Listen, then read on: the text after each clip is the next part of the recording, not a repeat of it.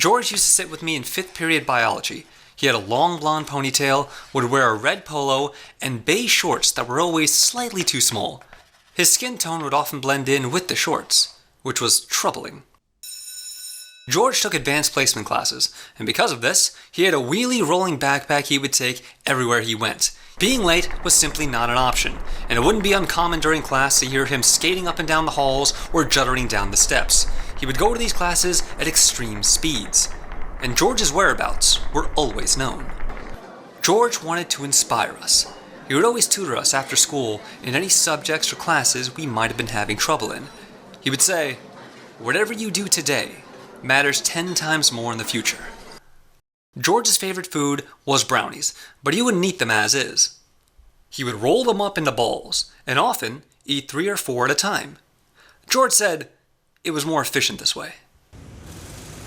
Sophia was a dermatologist living in Manhattan. She would travel all over the Northeast and administer anti-aging treatments to a variety of clients.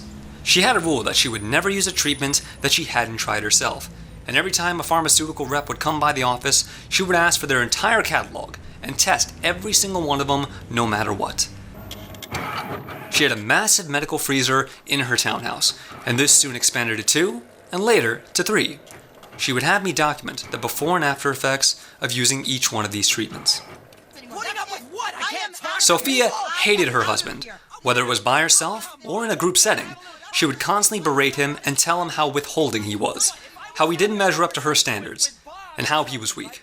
Her mother would agree with everything she said, and the people around her would simply smile and nod.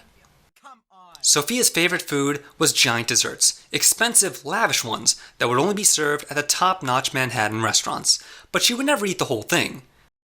Instead, no matter how big the dessert was, she would take one bite and leave the rest on the table. Just to taste. "I just want to taste," she said.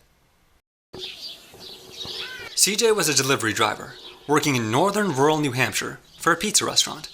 He was the oldest employee there, and while he wasn't related to the owners by blood, he soon became a part of their family, and they adopted him as their own. CJ was the one that would teach all the new employees how the business worked. Since he had done every job in this place, he was in a rare position of being able to handle any job, anytime. He would greet everybody with a long bear hug, often picking them up and telling them how great it was to see them.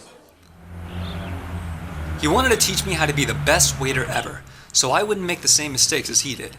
We would go for long drives in the suburbs of New Hampshire, where he would regale me of the tales of his glory days, and show me all the hidden spots he would inject heroin, so the owners wouldn't know that he was using again. CJ's favorite food was a giant bear claw. He would separate the individual pieces like crab legs, and often dance with them at the table. He called them crab cakes.